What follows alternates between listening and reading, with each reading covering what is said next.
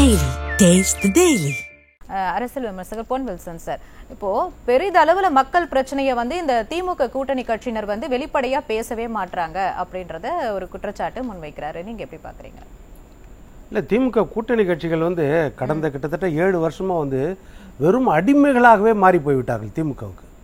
அவங்க சொந்தமா ஒரு கட்சி வச்சிருக்கிற மாதிரியே அவங்களுக்கு அந்த நினைப்பே போயிருச்சு தலைவர்களுக்கு. இதுதான் எதிர்கட்சி தலைவர் கம்யூனிஸ்ட் கட்சியை விழுங்க பாக்குது திமுக. தொண்டர்கள் மத்தியில அந்த ஆற்றாமை இன்னைக்கும் இருக்குது.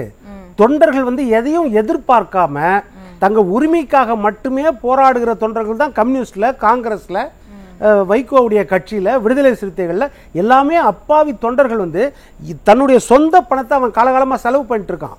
அவன் எதிர்பார்க்கறது எப்படின்னா அந்த உரிமை கிடைக்க வேண்டும். கூட்டணின்றது தேர்தலோட முடிஞ்சு போறது.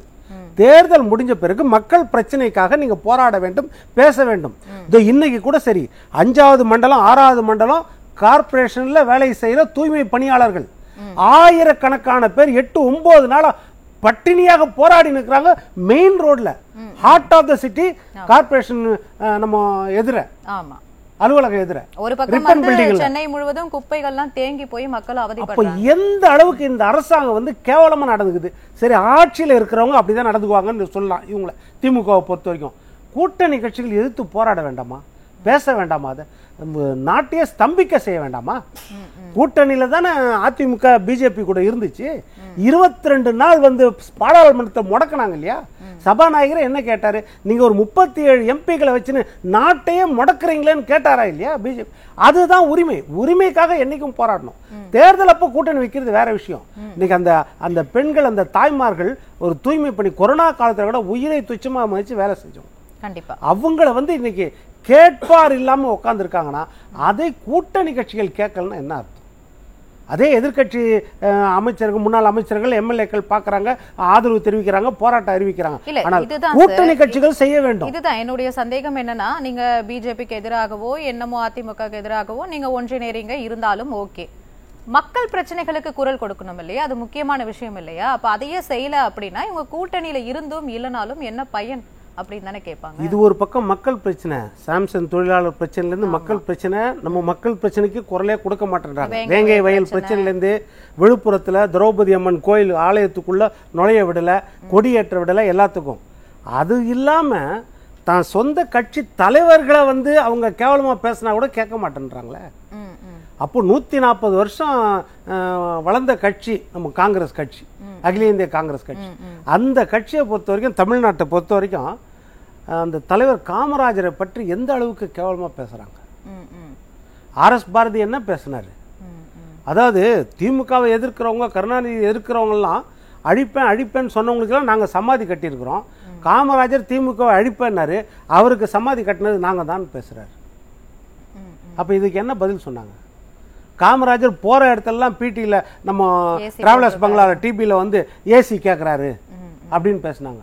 கடைசி கட்டத்தில் காமராஜர் கருணாநிதி கையை பிடிச்சிட்டு தான் இந்த நாட்டையும் ஜனநாயகத்தையும் நீங்க தான் காப்பாற்றணும் ஒரே அழுதாரு. எவ்வளவு கேவலமான பேச்சு. ஹைதராபாத்துக்கு போகணும்னு சொன்னாரு காமராஜர். ஆனா அவர் எமர்ஜென்சி காலத்துல இந்திரா காந்தி கைது செய்யாம காப்பாத்துனது கருணாநிதி தான்றாங்க. ஒரு அடிப்படை அறிவாது வேண்டாம். எமர்ஜென்சி பிரச்சனைகளுக்கும் அவங்க குரல் கொடுக்கல. இல்ல, டியூரிங் எமர்ஜென்சினா சென்ட்ரல் கவர்மெண்ட்ல தான் இருக்கும் ஆர்டர்.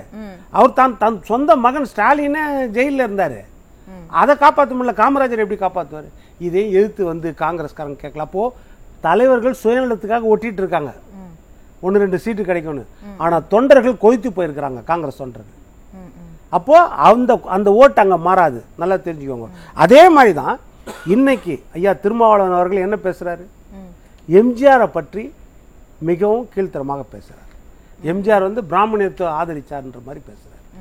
அப்போ அந்த கட்சியில இருக்கிறாங்க பாருங்க, ஐயா முத்துசாமி இருக்காரு, ஐயா ஜெகத் ரட்சகன் இருக்காரு.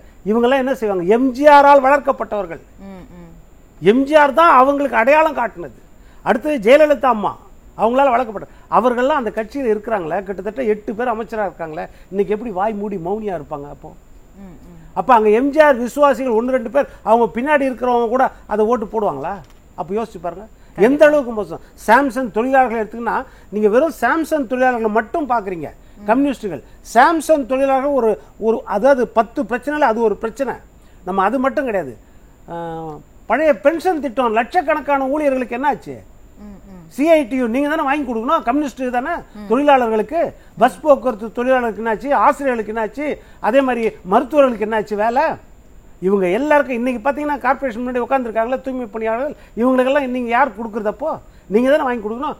ஆனா அந்த 10 கோடி கிடைக்குமா 15 கோடி கிடைக்குமான்னு, 4 சீட்டு கிடைக்குமா 2 சீட்டு கிடைக்குமான்னு ஏங்கி தவிச்சிட்டு இருக்கீங்களே அந்த அப்பாவி செங்கோடி பிடித்த தொண்டர்கள்.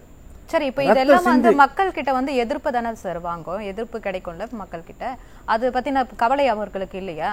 அவங்க வெறும் ஆட்சி அதிகாரம் நம்ம கையில இருக்குது, அடுத்தது நம்ம கையில பொருளாதாரம், அடுத்து ஒரு தேர்தல் வேங்க வயல் உட்பட இப்ப ஆணவ படுகொலை உட்பட இப்ப தென்காசி மாவட்டத்துல கூட வந்து ஷெட்யூல் காஸ்ட் இருக்கிற மக்கள் பக்கத்துல வந்து தண்ணீர் குடி தண்ணீர் கொடுக்க மாட்டாங்க, அதை வந்து தடுக்கிறாங்க அப்படின்ற ஒரு பெரிய குற்றச்சாட்டு இருக்கு, போராடிட்டு இருக்காங்க மக்கள். இதெல்லாம் வந்து எதிர்ப்பு வாக்குகளா மாறும்ன்றது அந்த கூட்டணி கட்சிகளுக்கு தெரியாதா?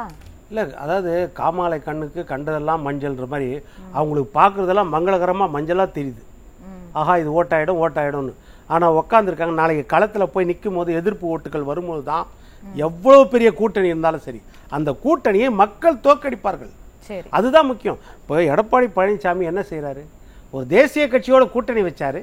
இன்னும் காலம் இருக்கிறது, அது வரைக்கும் நம்ம மக்களை போய் சந்திச்சு நம்ம என்னென்ன செய்தோம் சொல்லலாம்னு சொல்லிட்டு நேரடியாக மக்களை போய் சந்திட்டு இருக்காரு.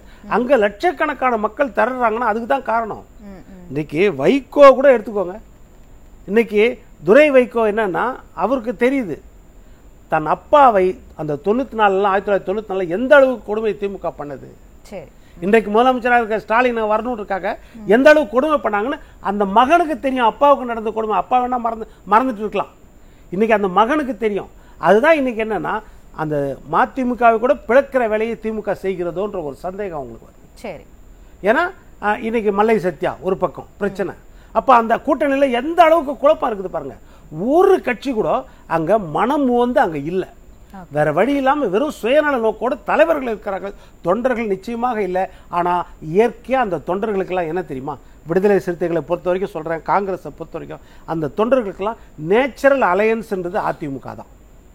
புரட்சி தலைவர் எம்ஜிஆர் காலத்திலும் சரி, ஜெயலலிதா அம்மா காலத்திலும் சரி, அதற்கு அடுத்து எடப்பாடியார் காலத்திலும் சரி, அவங்களுக்கு இயற்கையாகவே ஒரு பரிச்சயம் ஒரு பாசம் யார் மேல இருக்குன்னா அதிமுக மேலதான் இருக்கும். ஏன்னா அங்கதான் வாரிசு அரசியல் கிடையாது, குடும்ப அரசியல் கிடையாது அப்படின்னு தெரியும். அது அந்த ஓட்டு கன்வர்ஷன் இப்ப நடக்கும். அதனாலதான் கூட்டணியை நம்பாம ஒரு தேசிய கட்சி கூட பிஜேபி கூட நம்ம கூட்டணி வச்சாச்சு. அந்த ஓட்டு கன்வர்ஷன் வரும். மற்ற கட்சிகள் தானாக வரட்டும்னு களத்துல இறங்கிட்டாரு எடப்பாடி பழனிசாமி. கரெக்ட். சரிங்க சார், உங்ககிட்ட வர பொன் வில்சன் சார், இப்போ நாங்க மக்கள் கூட கூட்டணி வச்சுக்கிட்டு நாங்க தேர்தலை சந்திக்கிறோம், இவ்வளோ திட்டங்கள் செஞ்சிருக்கோம், அதை வச்சுதான் நாங்க தேர்தலை சந்திக்கிறோம் அப்படின்னு தைரியமா களத்துல இறங்கியிருக்கிறாரு எதிர்கட்சி தலைவர். திமுக அந்த மாதிரி ஒரு ஸ்டாண்டர்ட்ல இல்லையா? கூட்டணி கட்சிகளை மட்டுமே நம்பிட்டு இருக்காங்களா? திமுக அவங்களே ஒரு ஒப்புதல் வாக்குமூலம் கொடுத்துருக்காங்க. இந்த 4 வருஷத்துல நாங்க எதெல்லாம் செய்யலன்னு அவங்களா வீட்டுக்கு எடுத்துட்டு போறாங்க. உங்களுடன் ஸ்டாலின் ஒரு திட்டத்தை கொண்டு போய் நகர்ப்புறத்துல வந்து 46 திட்டங்கள், கிராமப்புறத்தில் 43 திட்டங்கள், இதெல்லாம் நாங்களுக்கு இந்த 4 வருஷமா செய்யல, இப்போ எங்களுக்கு மனு கொடுங்க, இதுல டிக் பண்ணி மனு கொடுங்க. இல்ல இப்ப மனு கொடுத்துமே வந்து நிறைய திட்டங்கள் நிறைவேற்றல, நிறைவேற்றணும் சொல்லி ஒரு பகுதிக்கு வர வச்சு இது பண்ண முடியாது. பிறப்பு இறப்பு சான்றிதழ்ல இருந்து, பட்டா மாறுதல்ல இருந்து, வருமான வரி சான்றிதழ்ல இருந்து நிறைய வந்து இதெல்லாம் நாங்களுக்கு மின்சார பேர் மாற்றம் இதை எதுவுமே நாங்க செய்து கொடுக்கல கடந்த காலங்களில். இப்போ எங்களுக்கு போட்டு கொடுங்க, நாங்க 15 நாள்ல செய்யறேன்னு சொல்றாங்க. அவங்களே எக்ஸ்போஸ் பண்ணிடுறாங்க திமுக.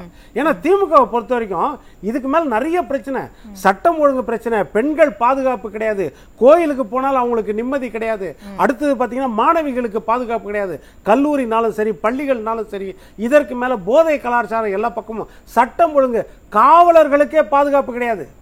கடந்த ஒரு வாரத்துல 6 காவலர்கள் வெட்டி கொல்லப்பட்டிருக்கிறார்கள்னு நம்ம எடப்பாடியார் எதிர்கட்சி தலைவர் சொல்றாரு. 6 மாதத்துல 6 காவலர்கள் கொல்லப்பட்டிருக்கிறார்கள்னு. அப்போ காவலர்களுக்கும் பாதுகாப்பு கிடையாது. இன்னொரு பக்கம் பாத்தீங்கன்னா அதுக்கு மேல நிர்வாக கோளாறு வேற. இப்ப அக்னீஸ்வரன் சொன்ன மாதிரி 5 லட்சம் கோடிக்கு கடன் வாங்கி வச்சாச்சு 4 வருஷத்துல. அப்ப இது எந்த காலத்துல ஒவ்வொருத்தர் தலையிலையும், தமிழ்நாட்டுல ஒவ்வொரு குடிமகன் தலையிலையும் 1.25 லட்சம் கடன் இருக்கிறது. ஆனா எந்த திட்டமுமே கொண்டு வரல. எடப்பாடியார் கொண்டு வந்த மாதிரி பெரிய திட்டங்கள் எதுவுமே கொண்டு வரல, வெளிநாட்டு முதலீடு எதுவுமே கொண்டு வரல. துபாயில இருந்து கிளம்பி அமெரிக்கால இருந்து ஸ்பெயின் வரைக்கும் போயிட்டு வந்துட்டார் 7 முறை. ஆனா பெரிய முதலீடு எதுவும் கிடையாது. $1 trillion பொருளாதார வளர்ச்சி அடைஞ்சிருக்கணும். ஆமா, $1 trillion எவ்வளவு? ஏன்னா எங்கும் தமிழ் எதிலும் தழிவுன்றாரு. அப்புறம் எதுக்கு ட்ரில்லியன்ல போறாரு? தமிழ்ல சொல்ல வேண்டியதானே என்னன்னு, எத்தனை லட்சம் எத்தனை கோடின்னு. ஏன்னா சொல்ல முடியாது. சரி. 87 லட்சம் கோடி குறைஞ்சது. 87 லட்சம் கோடி ஜிடிபி எங்க கொண்டு வருது? 25 லட்சம் கோடியே கொண்டு வருது கஷ்டமா இருக்குது. நம்ம 87 லட்சம் எங்க கொண்டு வருது? அதை சொல்ல முடியாதுன்னா அவர் 1 ட்ரில்லியன் எதற்காகனா மோடி சொல்றாரு 3 ட்ரில்லியன் தேசிய அளவுல. அப்ப அதுக்கு போட்டியா நம்ம சொல்லணும்னு 1 ட்ரில்லியன் சொல்றாரு. சரி, அது எப்படி அச்சீவ் பண்ண முடியும்? நன்றி சார்.